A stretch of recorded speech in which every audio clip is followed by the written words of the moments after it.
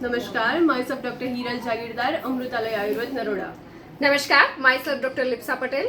આજે આપણે કાનમાં પડતો એક શબ્દ છે, બહુ કોમન થઈ ગયો છે હવે, કે પીસીઓડી, પીસીઓએસ અને અનફર્ટિલિટી. તો પીસીઓડી વિશે આજે આપણે વાત કરીશું.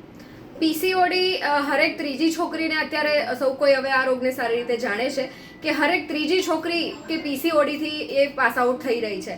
સાથે પીસીઓડી, પીસીઓએસ અને ઇનફર્ટિલિટી એટલે કે બાળક રહેવામાં જે તકલીફ પડી રહી છે બધા લોકોને, એ અંગેનું છે આ વાત. એના કારણો પણ સૌ કોઈ જાણે છે કે ઇરેગ્યુલર લાઇફસ્ટાઇલ, બધા જ જાણે છે કે જે બહારની ખાણીપીણીઓ છે, સાથે કે એ બાયોલોજીકલ ક્લોકની આપણે જો વાત કરીએ કે ટાઈમ ટુ ટાઈમ સૂવું, ટાઈમ ટુ ટાઈમ ઉઠવું અને ટાઈમ ટુ ટાઈમ જમવું.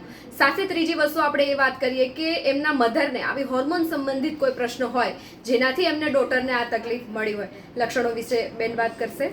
પીસીઓડીના લક્ષણમાં આપણે કોમનલી એક વસ્તુ વિચારી શકીએ કે આપણું જે સાયકલ છે 28 થી 30 દિવસનું, એની પર 10 થી 15 દિવસ જવા.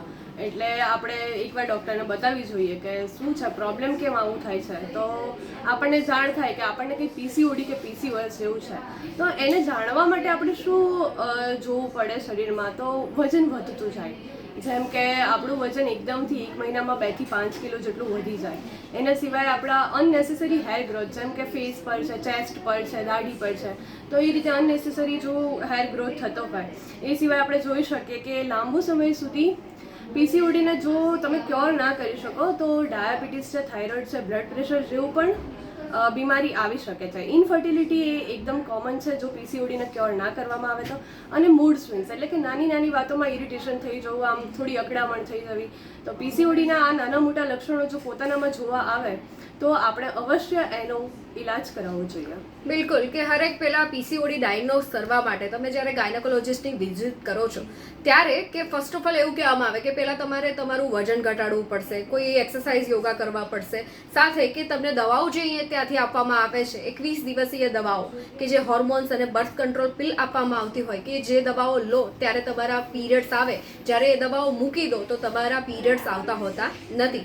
જ્યારે આપણા આયુર્વેદની અંદર એવી દવાઓ આપવામાં આવે છે, અશોકા છે, લોધરા છે, રજ પ્રવૃત્તિ નિમેટી છે, વિરેક્સ છે, એ વસ્તુ કે જે યુટ્રસ અને ઓવરી એનું ફંક્શન, એનું કામ ઠીકથી કરે એ પ્રમાણેની દવાઓ હોય છે. સાથે આયુર્વેદ ડિટોક્સિફિકેશનની દવાઓ, વજન ઘટાડવાની દવાઓ આપવામાં આવતી હોય છે. તો આ બધું થોડું ડાયટ, દવા અને કસરત ત્રણેય વસ્તુ સાથે કરી અને જો તમે આ વસ્તુ ફોલો કરવાની ચાલુ કરો તો તમે બહુ ઓછા સમયગાળાની અંદર તમે પીસીઓડીમાંથી બહાર આવી શકો છો. જ્યારે હું કે આ દવાઓ કેટલો સમય લેવી, ક્યારે આ દવાઓ બંધ કરવી, એ વિશે બેન જણાવશે તમને. પીસીઓડીની દવા જો આપણે ચાલુ કરીએ છીએ આયુર્વેદિકમાં, તો આપણું એક સાયકલ જે રેગ્યુલર હોય એ જો 3 થી 4 મહિના સુધી જો તમને એના એ જ પીરિયડમાં, એટલે કે મહિને તમને રેગ્યુલર આવી જતું હોય તો પછી તમે પીસીઓડીની દવા બંધ કરી શકો છો. પણ તેની સાથે સાથે તમારે આહાર વિહારમાં, જે આયુર્વેદમાં કહેલું છે કે તમારે ખાવામાં બહારના જંક ફૂડ નથી ખાવાના, તે સિવાય તમે થોડી ઘણી એક્સરસાઇઝ, યોગા કે વ્યાયામ કરી શકો છો. અને એ ઉપરાંત તમે જે તમારું સેડેન્ટરી લાઈફ જીવન છે, બેઠાડું જીવન છે, એને અવોઇડ કરી અને થોડા સ્ફૂર્તિમય, એટલે કે તમે વોકિંગ ને એ બધું કરી શકો છો. બિલકુલ. નીચે કોઈ પણ ક્વેરી છે નીચે કમેન્ટ બોક્સમાં તમે જણાવી શકો છો. Thank you. જય દ્વારકાધીશ.